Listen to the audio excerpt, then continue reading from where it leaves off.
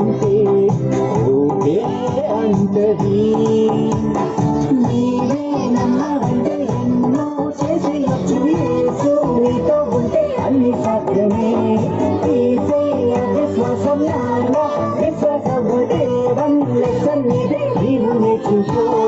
అయ్యో సోమగారు మీరు నమ్మలేదు, యేసును మేము నమ్మినంతగా. అయ్యో సోమగారు మీరు నమ్మలేదు, యేసును మేము నమ్మినంతగా.